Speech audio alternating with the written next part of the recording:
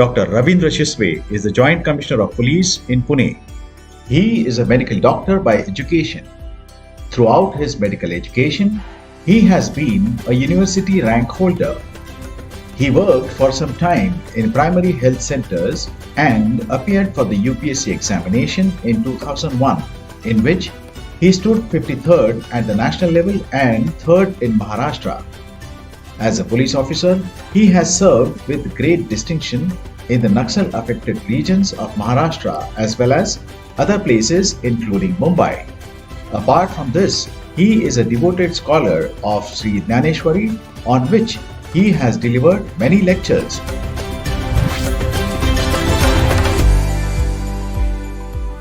प्रशासनामध्ये मी जर समजा खूप ज्ञान झालं, मी फक्त एकट्यापुरता विचार करायला लागलो आणि जी काही लोकसंस्था आहे त्या लोकसंस्थेचा विचार मार्गाधारे हे करावं, म्हणजे विश्व मोहरे लावावे ते सोडून दिलं.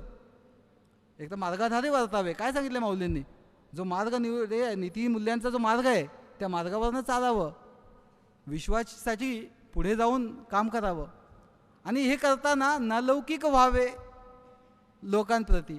आपण जर समजा अलौकिक होऊन बसलो, शेवटी मी या समष्टीचा भाग आहे, या समष्टीसाठी जर माझी नेमणूक झाली आहे, या समष्टीसाठी मला निवडले, तर माझ्या प्रत्येक कृतीमागे या समष्टीचा विचार असला पाहिजे.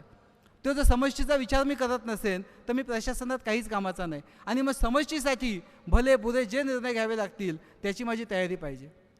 मला असं वाटतं माऊली ही नीतिमूल्यांची चौकट मला घालून देते, ही नीतिमूल्यांची चौकट घालून देते. प्रत्येक वेळेला मी म्हणालो की मग श्रद्धा ही माणसाला सशक्त करते. माऊलींवरची ज्ञानेश्वरीची श्रद्धा मला सशक्त करते. मी अनेक वेळेला माझ्या चेंबरमध्ये एक वाक्य लिहिलेलं आहे की सत्य को परेशान किया जा सकता है, पराजित नहीं. वाक्य हिंदीतलं असेल, मूळ ज्ञानेश्वरीत आहे की सत्य परेशान होऊ शकेल पण पराजित नाही. याच्यामागे मध्ये कसं मी असं विचार करू की मी जन्माला आलो आहे की मी प्रशासनात निवड झाले आणि माझा मार्ग इतका साधा सोपा असेल, असं जाईल आणि तिथे होईल, नाही आहे. जर समजा जी नीतिमूल्य मी पुढे घेऊन चालेल त्या नीतिमूल्यांचा मी आग्रह धरला तर त्यावेळेला त्या नीतिमूल्यांच्या जर ती नीतिमूल्य कोणाच्या आड येणार असतील, आपण या शाश्वत जीवनमूल्यांचा विचार करतो, काहींच्या दृष्टीने जो तात्कालिक होणारा फायदा आहे, लाभ आहे, तो उपयोगात महत्त्वाचा असेल, त्यावेळेला त्या व्यक्तीच्या त्या संस्थेच्या हिताच्या आड आपण असू तर त्यातून शक्य आहे विरोध होणं, शक्य आहे. आणि मग मी म्हणा त्याच्यातनं माझी परेशानी आहे ती होऊ शकते, पण सत्य पराजित होणार नाही हा विश्वास मला ज्ञानेश्वरी देते. ही श्रद्धा मला बळकट करते.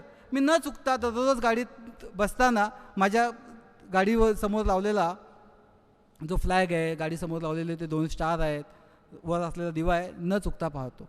का माहिती आहे? यासाठी नाही की माझ्या डोक्यात हवा जावी, यासाठी की माझे पाय जमिनीवर राहावेत, यासाठी की माझे पाय जमिनीवर राहावेत. की फक्त एकदाच काही वर्षांपूर्वी एकदाच मी एक परीक्षा दिली, त्या परीक्षेमध्ये उत्तीर्ण झालो आणि ती उत्तीर्ण झाल्यानंतर ईश्वराच्या कृपेनं मी इतका भाग्यवान आहे की मी माझ्या स्वतःच्या राज्यामध्ये ज्या ठिकाणी माझी जी मातृभाषा आहे त्या भाषेचे लोक आहेत, त्या संस्कृतीचे लोक आहेत आणि त्यांच्यासोबत मी सर्व्हिस करतो आहे. त्यावेळेला मी माझ्या सिलेक्ट झालो, माझ्या स्वतःच्या राज्यात आलो. त्या वर्षीच्या बॅचमध्ये आमची पूर्ण भारतातली बॅच फक्त 30 लोकांची आहे. महाराष्ट्रातला मी एकटा होतो, महाराष्ट्रामध्ये येणारा मी एकटा होतो.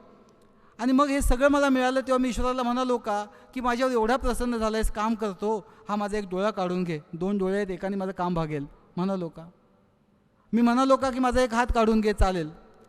मी म्हणालो की हे माझं प्राक्तन आहे, हे माझ्या नशिबात आहे, हे मी काही जी मेहनत केली त्याचं फळ आहे. किंवा अजूनही त्याला अजून गोंडस शब्द वापरला की ईश्वराची कृपा आहे. हे सगळं मला मिळालं, ते मी एक्सेप्ट केलं.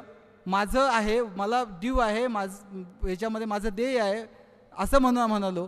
त्याच्यासोबत येणाऱ्या जे इतर परिणाम असतील, बरोबर की नाही, त्या परिणामांना मात्र मी कसं हे करू, it is part of package.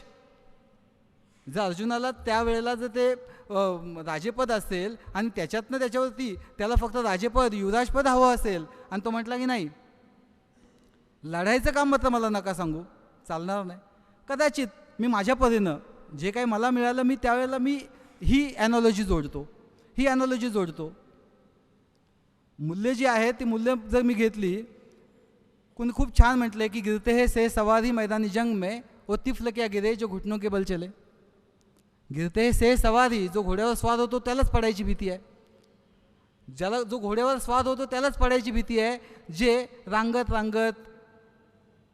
आपल्या गुडघ्यांवरती रांगत चालतात त्यांना पडायची काहीच भीती नाही आहे. ते कसे पडतील?